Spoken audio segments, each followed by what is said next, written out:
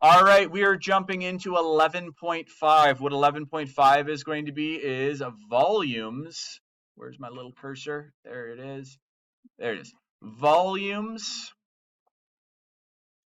of cones and pyramids. Since a cone is basically a pyramid, a glorified pyramid with a circular base, we're going to be able to use that same formula. As I told you, I am not just giving you formulas. We have developed every single formula.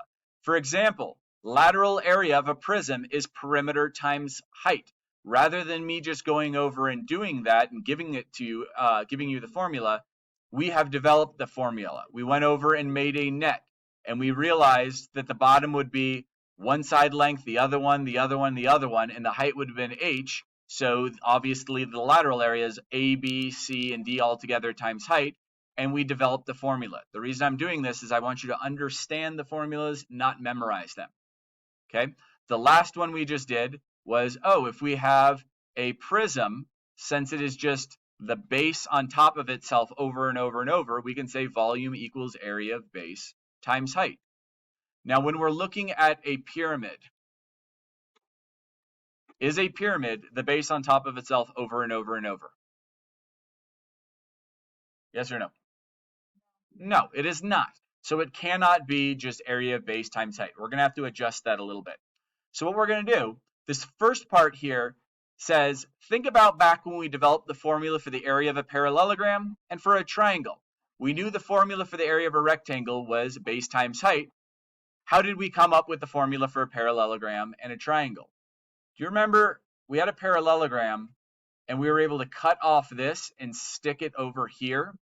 And what we ended up with was a rectangle. So we knew that since this was base times height, this one is also base times height. Do you guys remember that? Then we went over and had a rectangle and we figured out that this triangle would be exactly half of the rectangle. So we could say it's 1/2 base times height. We were able to use something we already knew to come up with something we didn't know. We're going to be doing the same exact thing today. So what people at home don't know is at the front of my room, I have a cube that looks just like this, and I can fill it up with water. I can do whatever I want with it. And then I have a pyramid, and the pyramid is exactly the same height, and it is exactly the same base as well. So we're going to use our knowledge of this prism right here to figure out what the formula is for that. So we need to go through this first. It says the formula for the volume of a cube is what? Let's just think of that as a rectangular prism. Is that the base on top of itself over and over and over? Yep. Great. Correct. So volume is going to be the area of the base times the height, and that's all it is. Now the next part says it's given that there's a relationship between the formula volume of a cube and the pyramid with the same exact height and base. Do you think the volume of the pyramid is going to be greater than or less than the cube? Someone who has not answered yet. If your first name starts with an M, and you got a funny hat on today with a little spinner on the top, do you think the pyramid is going to be more than or less than the cube? Less than. So it's going to be less than. So what does that tell you? It's not going to be base times height. It's going to be some fraction of that, right? All right. I really wish that I had the pyramid and the cube for every single group, and you guys could just tinker with the water and experiment and try to come up with what the formula is. But unfortunately, I only have one set of this. So what you guys are going to do right now is talk as a group, and you're going to figure out what you're going to tell me to do at the front of the room. People at home, I'm going to have to have you pause the video. We're going to act this out, and then I'll tell you what we came up with in class. Okay, so here is what the students in class asked me to do. We had the cube, and I had water.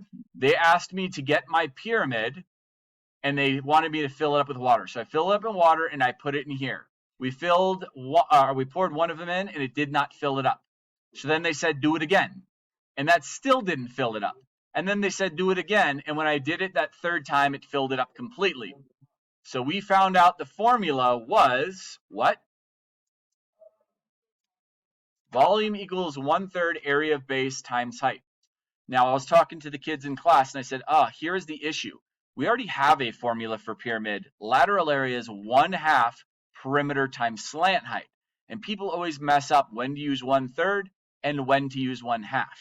So make sure you know it's 1/3 because you in class watched me pour it in exactly 3 times.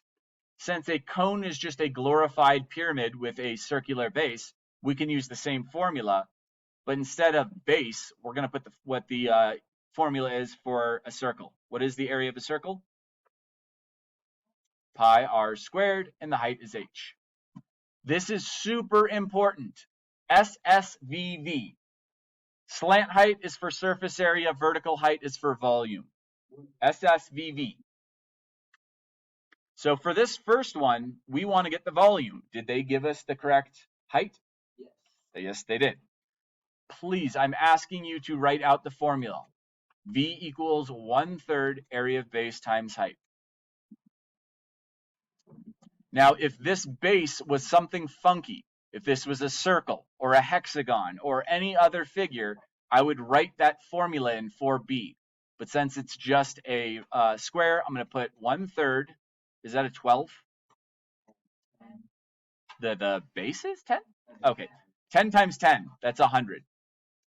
And the height is, someone read it off? 20. Now, at this point, what we get is 2,000 over 3. I think it's inches. Is it inches? Yeah. Inches cubed.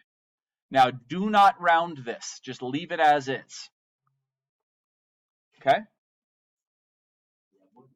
Now, what you can do, if you didn't know if that fraction reduced, you could always just try to divide by 3 and see if it works.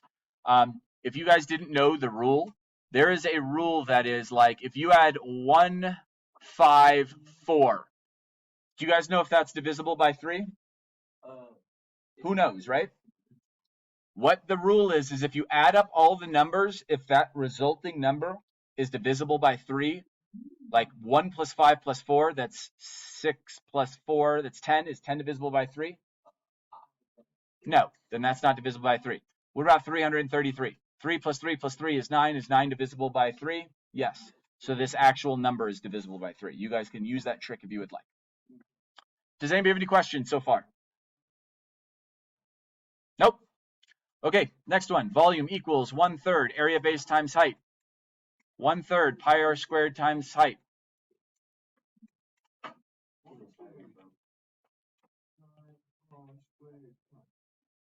One-third pi. I can't read it. What's the radius?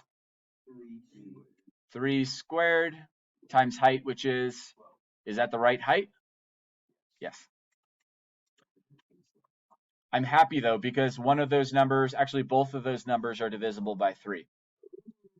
So I can technically say pi times 9, and that gives me 4, and you get 36 pi.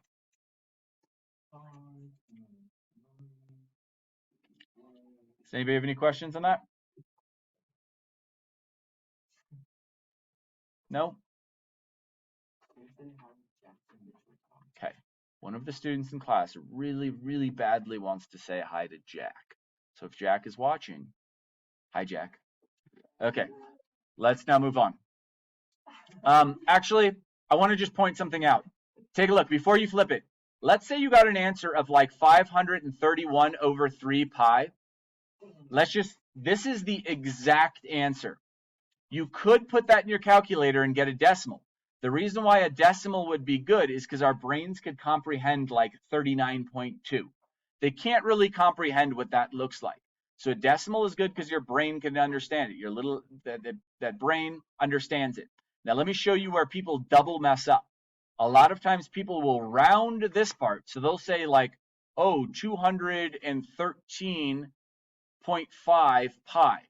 This isn't good because your brain can't even understand it, and it's not exact.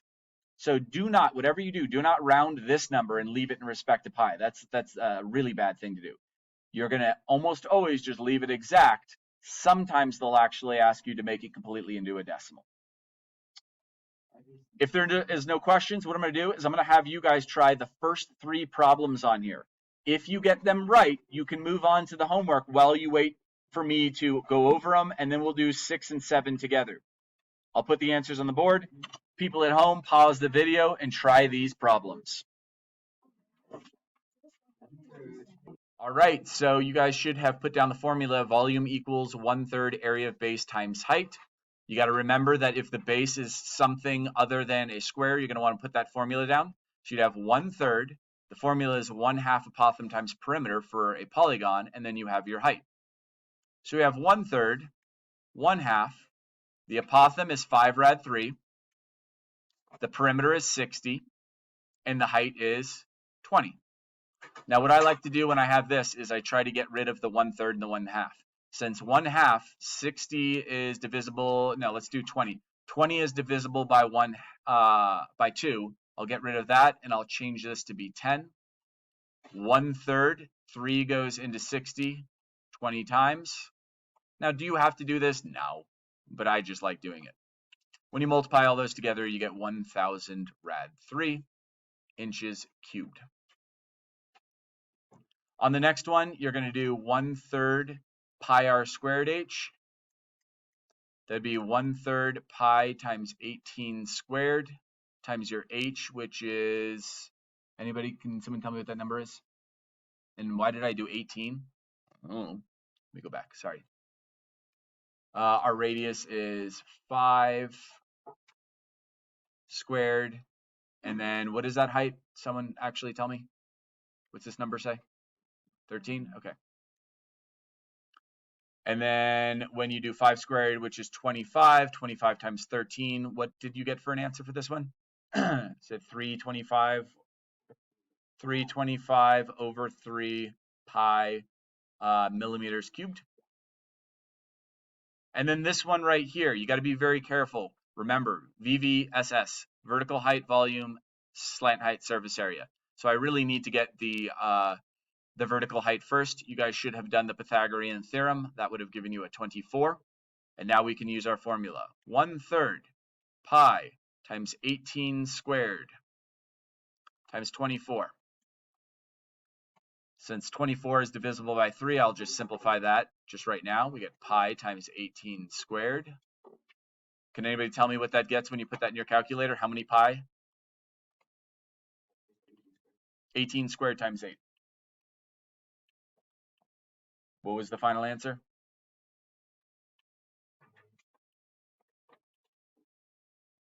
Anybody?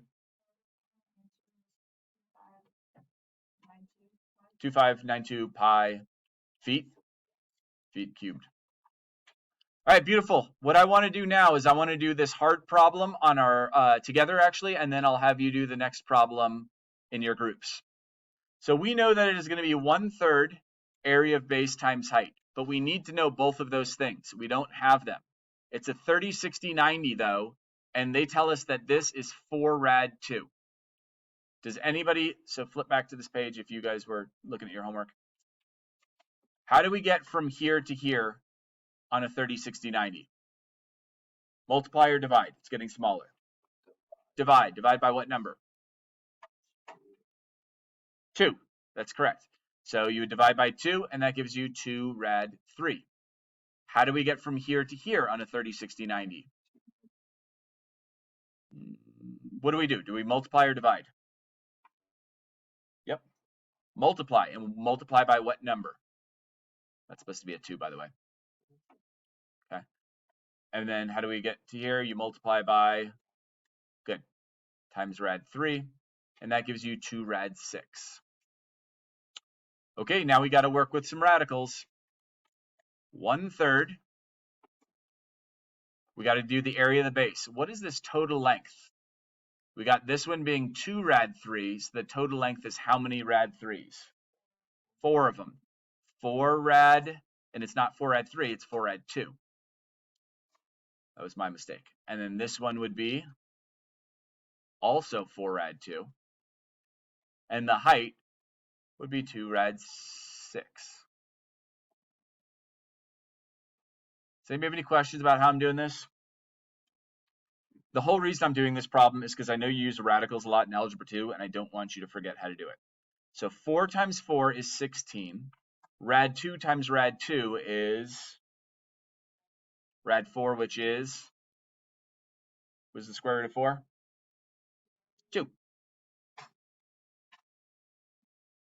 We are here. And then times 2 rad 6.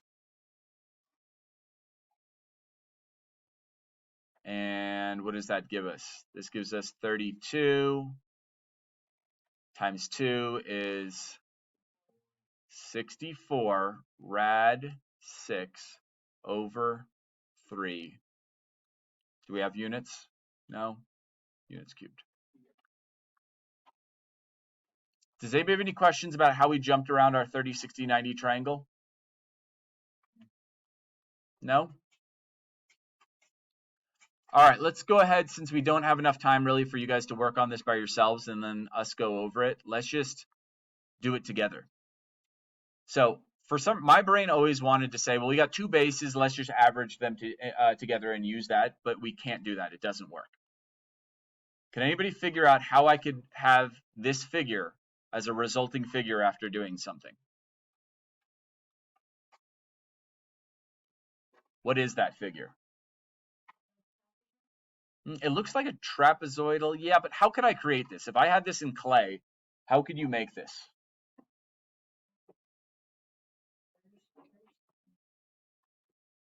It's not one of the figures we've worked with today.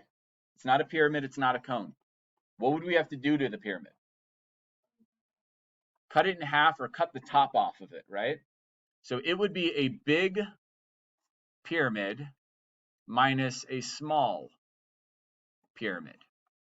So we know that's going to be 1/3 area of base times height minus 1/3 area of base times height. So now we have to figure out both of those for each of the figure.